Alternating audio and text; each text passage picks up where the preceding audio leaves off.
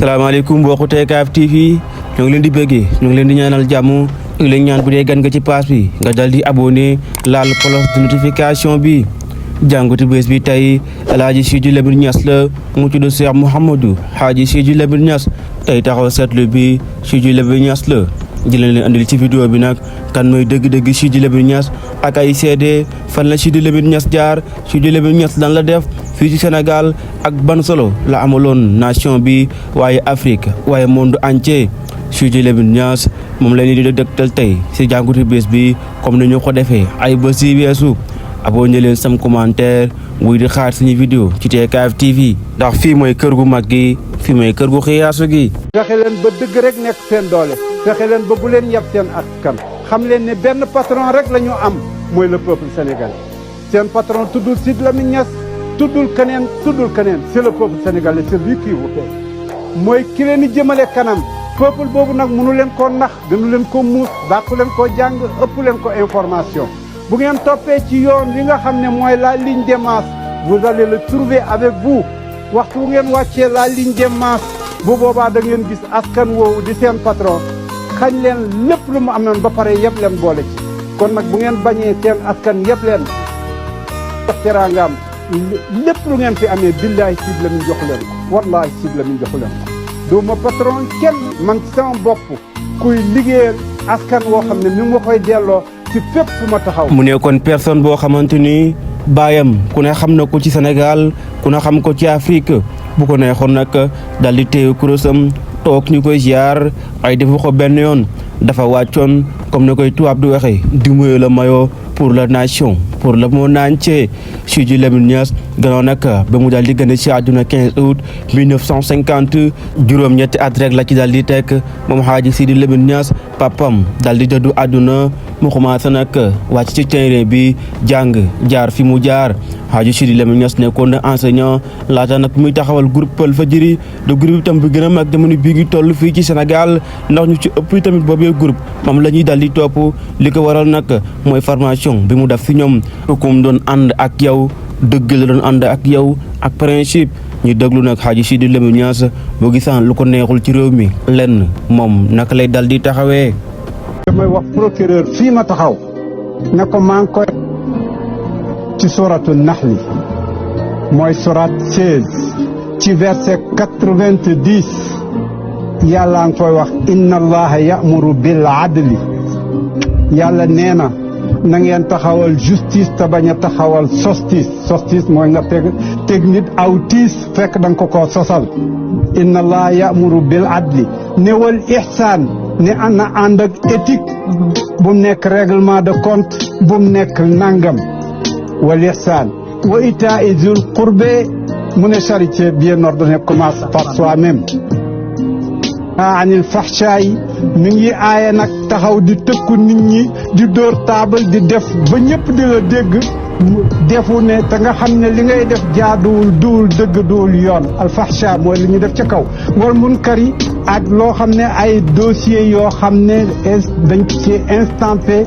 confidentiel buy ñëw di la def looloo warta def wal munkar wal baax yi nag defuma tey yàlla ne daw leen ko ba pare nag lum jeexalee mu ne ya'izukum la'allakum tadhakkarun mu ne c'est un avertissement c'est une alerte société baax fokk justice taxaw justice pour mu baax fokk mu ànd ak éthique yooyu nag pour mu baax fekk jëfu maa tey ak jëfu ñun la neex ak ñoo am doole ak jaay doole jeex. ginnaaw dëgg rek moo ko dal di woon ñor Cheikh Mouhamadou Rafahi Mbacké ñu ràññee ko lool jamono bii ngi toll. sentir la ne kooku di Sidy Lamine Niass dem na ndax nitu dëgg la woon am na ay baatu seede nag yu mu daal di génnee jibi ko daal di ko jëmale ci kooku di Sidy Lamine Niass ci taxawaay bi nga xamante ni amoon na ko ci Sénégal taxawaay bi nga xamante ni amoon na ko ci monde entier Sidy Lamine Niass dem na jamono bii ngi tollu teewul ku ci nekk itam dafay waxantoo ndax saa bu situation ñëwee ku ci ne xel day dem ci Hadji Sidy Lamine Niass. Serigne Sidy Lamine Niass mi nga xam ne mbokkum jullit la naam ñëpp a ko xam waaye mbokkum daara la ci ak dundam wone na ni dongob daara li ñu koy tuumaal lépp bari na waaye mënu si koo tuumaal dongob daara ku ñàkk jom la dongob daara ku mën a muñ la loolu kenn mënu ko tuumaal moom ne mënta muñ wala daa ñàkk jom ndax ci ñi doon wax gannaaw bu mu fi bàyyi ko kenn ca ñoom di magam ji mbokk lépp wax na ne bi baayam di génn àdduna juróom-ñetti at la am dundaat ginnaaw bi juróom benn fukki at yoo xam ne lépp ay coono la bokk yi nag loolu jàngat mu rëy mi ngi ci ne yàlla rek moo mën a taxaw. noonee la dal di woon mel moo tax kilifa diine yëpp la dal di woon marqué société bi surtout nag jeunesse bi. Hadji Sidi Lamine Niass dem na ba jamono bii ngi toll teewul turam day wëy fii ci Sénégal ndax taxawaay bi nga xamante ni amoon na ko ci Sénégal Hadji Sidi Lamine Niass ñu mën a jàpp ne jamono bii ngi toll nag bokk na ci ñi nga xamante ni histoire du Sénégal dugal na leen ba faw moo xam ci côté diine ji la wala ci côté politique bi Hadji Sidi Lamine Niass. Sidi Lamine Niass lay wuyoo gane àddina fukki fan ak juróom ci weeru août ci atum 1950 ca Kaolack di doom ci Khalifa Mouhamed Niass ak Aminata Aydara. Sidi Lamine Niass ma nga dooree njàngam ca école coranique Rabani bu El Hadji Ibrahima Niass ak Bongré ba Saint-Louis ma nga jàngee ca Cheikh Ahmed Iyane Sy laata muy wut si Ndakaaru ci école franco-arabe El Hadji Ibrahima Niass. Sidi Lamine Niass jànge na fa jànge école libanaise jànge William Ponty jànge école normale franco-arabe. Sidi Lamine Niass daldi soobu ci njàngale doon enseignant jàngale na ca Kédougou ak Kaolack laata muy weeli njàngam ca université Al Azhar bu Caire jànge fa droit positif ak droit musulman muy charia. gannaaw Caire Sidi Lamine Niass delsi ci réewam taxawal groupe Walfadjri mi am ren fanweeri at ak benn dontelee mosul bokk ci benn parti politique. Sidi Lamine Niass teel a yëngatu ci politique bu mu amee fukki at ak ñaar ci jamono PRA PAI BMS ak UPS bokkoon ci étudiants yi ràññeeku woon ci événement 68. Sidi Lamine Niass yàgg teewe ay ndaje ci Afrique ci Asie Amérique ba ca Europe. ay kilifa seddal nañ ko ku mel ni Abdou Diouf seddal na ko déggu. Amadou Makhtar Mbow ma jiite woon UNESCO séddee ko njàmbarte ci métiem tas xibaar. Abdoulaye Wade ca ngoonuk 19 mars séddal na ko ñaw xel ak démocratie. Macky Sall séddal na ko déggu ak njàmbarte. Sidi Lamine Niass yàgg taxaw ci wetu ñi ñu neewal doole ci biir réew mi ba ca bitim réew ca Iran Libye ak Irak béy na fa waaram. moom Sidi Lamine Niass doon ku ràññeeku ci ngëm-ngëm ci lislaam mi doon pas-pasam. taxawaayam bokkoon na ci nag xeex noteel taxawaayam bokkoon na ci tamit ku jam lislaam bi baat mu taxawu dali la jam baat xoolu ci woon dara nag doon na ko jaral Hadji Sidi Lamine Niass mu ñàkk léppam doon na ko jaral itam moom Hadji Sidi Lamine Niass mu tëdd ci kaso gi waaye nag du fi dal di amee. Hadji Sidi Lamine Niass la ñu gënoon teg ay nattu ci ay jamonoom moo xam ci groupe de presse bii di Walfadjri ndax tëj lañ ko du benn du ñaari yoon. li ko waraloon lépp nag moo di taxawaay bi nga xamante ni doon na ko am ci gannaaw jeunesse bi moo tudde woon Walfadjri la voix de sans voix. loolu nag mooy lan mooy ñu amul kàddu mën ngeen ñëw fii wax seen doléance te heure bu la neexee ca fa la neexee nga koy def ci groupe de presse bi di Walfadjri. ndaw yi danañ toog ba mu yàgg rek ñu yeew moo tax ma naan solution bi révolution rek la mun a nekk mu ne danañ toog ba mu yàgg rek l'inconscient yeewu ci seen biir politique yi fi mu ne nii ñoom ñëpp ne nañ leen out wuy au nom bi politicien benn bokk ci duul ne damaa faral diw pour diw de déedéet ñoom ñëpp daf leen a ne solution bi ameewu leen ko ñoom ñëpp yëg nañ ne nekk nañu out pour la première fois puisque dañ daan wax ne solution bi bu ko. taxawaay bu rëy la doon am su ñoñam taxawaay bu rëy la doon am ci Sénégal moo tax itam ñu bëri doon indi ay seede gannaaw bu mu daal di demee kon nag ñu daal di bàyyi xel bi la seede. papa di sa rakk muy Sidi Lamine Niass ëllëg incha allah ci la anniversaire u décès mu nekkoon nag wax dëgg yàlla nit ku baax nit koo xam ni ku am taxawaay la ci politique ak ci média yaakaar naa ni tey média jooy na ko rawatina ci jamono yi ñu nekk nii li média sénégalais yi di dund moom bu fi nekkoon duñ ko dund loolu mën nañ ko seede. kenn xalaatu ko. dëgg la. lu xeex bi laaj. dina ko ci def. te bi mu fi jógee aussi ci la presse tumuranke. ci lañ leen noot ci lañ leen jaay doole. musu ko nangu. fexe woon na ba solidarité am ci corporation bi. loolu moom ñu koy seedeel di ko ñaanal yàlla xare ko àjjana. mu nekk koo xam ni comme ni nga ko waxee sama première émission ak yow foofu la woon ci Walfadjri. daanaka jege na 30 ans. mu nekkoon koo xam ni itam ku ma jàppale la. waaw ku ma jàppale la parce que man damay wax ni am na souvenir yoo xam ni yu neex la yu ma defal man bi may ut soxna Sidi Lamine Niass Colobane moo fa jiitu. vers 16h. 16h laa wax de. waaw bien sûr. bi mu fa jógee mi ngi dem HLM. ndokkeel ku jigéen ki. soxna bi mu fa jógee mi ma fekk si Pikine man. donc man de 16h à 21h dama ko mobiliser. bien sûr. loolu nag ci cër bu mu ma joxoon la ak fu mu ma maanaam dayo boo xam ni tegoon na ma fa loolu maa ngi ko koy seddeel di ñaan yàlla xare ko àjjana te sàmm njabootam. nii la dal di woon mel ak ñooñam nii la dal di woon mel ak ñi nga xamante ni yàlla dafa boole ak ñoom ba ci monde entier yëpp ndax ku ne gis na taxawaayam ci côté Palestine ak jafe-jafe yi nga xamante ni doon na leen dal di dal ana lan nag moo dal di arrivé Sidi Lamine Niass ba mu dal di génn àdduna yenn ci kàddu yi nga xamante ni kenn ci ñu bokk ci groupe Walfadjri wala ñi fa dal di woon jaar dal di woon ko génnee ndax amoon na relation ak kooku di Hadji Sidi Lamine Niass moom la ñuy dal di bàyyee xel gannaaw nag bi dese bi jàllee bi mu demee ca kër Sidi Lamine Niass. daanu bi nekk fii ci kër gi këram gi mu dëkk Sacré Cœur.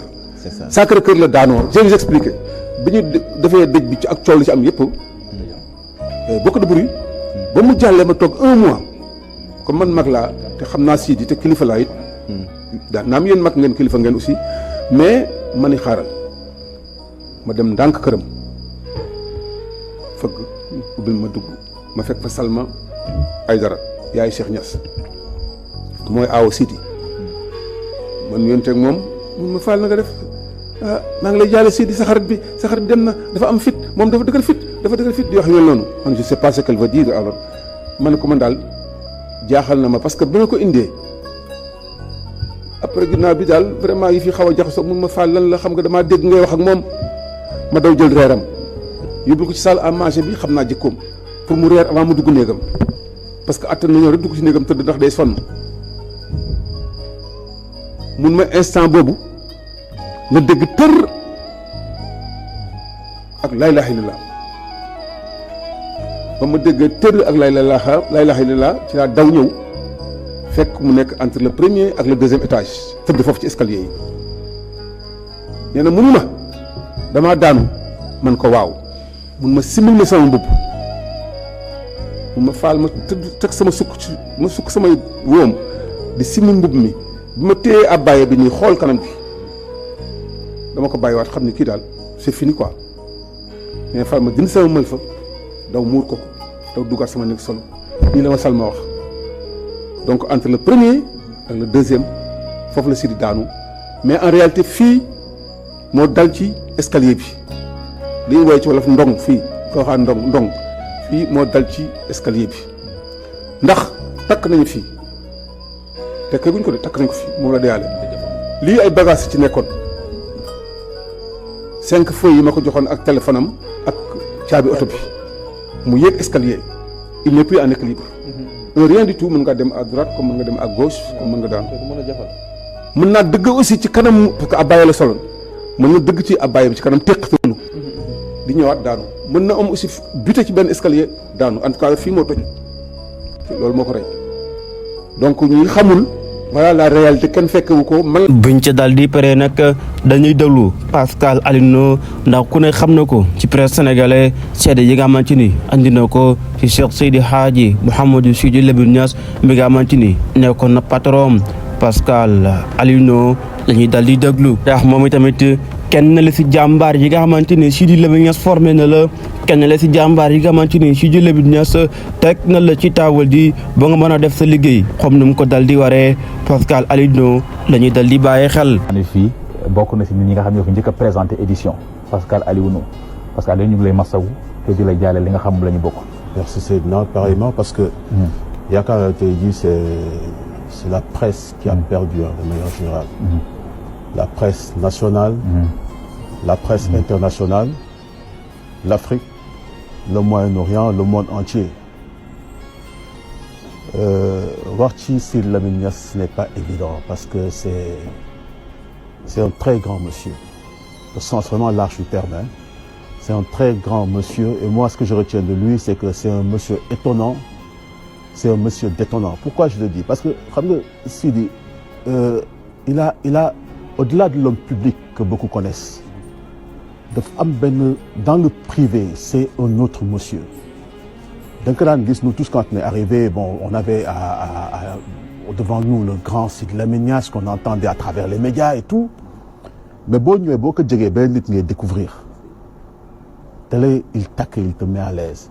Et je crois que l'une des forces de Walf réside dans la capacité de Sidy Lamine Niass à accueillir le personnel, à les préparer par rapport aux défis qui les attendent. Pourquoi je dis ça? Tu m'as rappelé de beaux souvenirs à travers le 12 heures de Walf. Le 12 heures de Walf, c'était sacré. Je passe le contrôle de Papis Diaw que j'aperçois à côté. C'était sacré le 12 heures de Walf. Mais Sidy Lamine Niass avait une capacité à te préparer, nga mën kaa gérer. Je me rappelle une fois, on était dans sa voiture et c'est lui qui était au volant. C'est peut-être l'une des premières fois que j'en parle. Et il me prépare psychologiquement. Vous m'avez expliqué les grands noms qui étaient passés à Walf à l'époque, on les adulait. Vous l'avez expliqué, Koutinek, vous l'avez expliqué les difficultés que cette personne avait eues à entrer en possession des grandes éditions, des grands moments de Walf. Vous l'avez expliqué comment il avait préparé certains grands noms à pouvoir assumer cette tâche. Après, tu dis, tiens, ça veut dire qu'aujourd'hui, s'il me fait confiance, j'ai un coup à jouer et je ne vais pas le décevoir. Et à travers les témoignages des uns et des autres, le personnel, ceux qui sont passés par ici, tu te rends compte que il y avait une relation assez particulière, une relation entre un père et un fils. Moi, je ne me suis jamais expliqué pourquoi. Partout à l'étranger, Sidy Lamine Niass. Tu marches dans la rue, on t'appelle Dom Sidy Lamine Niass. C'est pour vous montrer la dimension que l'homme avait. Et peut-être comment, en l'approchant, son image se reflétait un peu sur nous. Pourquoi je dis que c'est un monsieur étonnant et un grand monsieur étonnant, un grand monsieur détonnant? Je crois que Sidy Lamine Niass, pour le comprendre un peu, c'est un peu comme l'a dit tout à l'heure, je crois c'est quelqu'un l'a dit tout à l'heure avant moi, en parlant d'un étranger parmi les siens. Je crois que ça résume un peu Sidy. Sidy, tu peux pas canaliser. Tu ne peux pas comprendre. Il faut que des mères calmer. Il faut que des calmes des convictions. Je retiens que c'est un grand monsieur qui est parti, un monsieur de conviction. En fait, il n'est pas parti, hein, c'est une partie de lui qui est partie. Je crois que c'est comme ça qu'il faut le comprendre. C'est une partie de lui qui est partie et il laisse un héritage à entretenir. Je suis très ému parce que bon, la relation que j'avais quand même avec Sidy Lamine Niass, c'est un grand monsieur qui est parti. C'est vraiment le monde entier. C'est vraiment le monde entier qui a perdu. Et ça se voit au niveau des témoignages. Ça n'arrête pas. On fait vite pour passer parce que tu vas aujourd'hui sur Internet, c'est comme si le monde s'est arrêté. Les témoignages de partout dans le monde. C'est extraordinaire. C'est à l'image de ce grand monsieur qui est parti. Et vraiment, comme j'ai dit tout à l'heure, il y a le kon nag bii noonu ñoo ngi leen di jaajëfal ci taxawaay gi nga xamante ni am ngeen ko ci kër gi waaye nag ci j'aime ak partage gi ak dal di abonné saa su nekk itam nii rek lañ koy dal di defee moo xam ci wàllu politique bi la moo xam ci wàllu diine ji la société bi la ak lu mën a doon rek ba ci sport bi ñun ak yéen ci TKF TV du dañ benn yoon kër la gu ubbeeku ci bépp côté kër la itam ngoo xamante ni di TKF TV lépp lu dal di yittoo ci côté actualité dinañ ci dal di dox ba mu dal di jeex ndax kooki nag lañ leen dal di indil mi Hadji Sidy Lamine Niass dinañ ci dal di teg ñeneen moo xam itam ci wàllu football Jules François Bocandé moo xam itamit ku ci nekk itam ngeen dal di ko namm mën ngeen ko def ci commentaire yi ñu dal di ko waxtaanee. si balaa loolu itam daanañu dem seeti Cheikh Mouhidine Samba Diallo ndax moom ci xam ngeen ne jàmbaar la woon ci Sénégal amoon taxawaay lool nag ci Sénégal doon génne xalaatam amoon lañu itam li nga xamante ni def na ko ci histoire Sénégal abonné leen samedi commentaire pour xaar yeneen vidéo ki di GTCAF TV ndax lépp li ngeen dal di soxla daana leen ko jibil saa su nekk itam seen mbégte mooy suñu yitte seen yitte mooy suñu mbégte jaa ngeen def ba beneen yoon incha allah bul fàtte di abonné di j'aime di commentaire di partager ci di GTCAF TV jaa ngeen def kontaan ci yéen.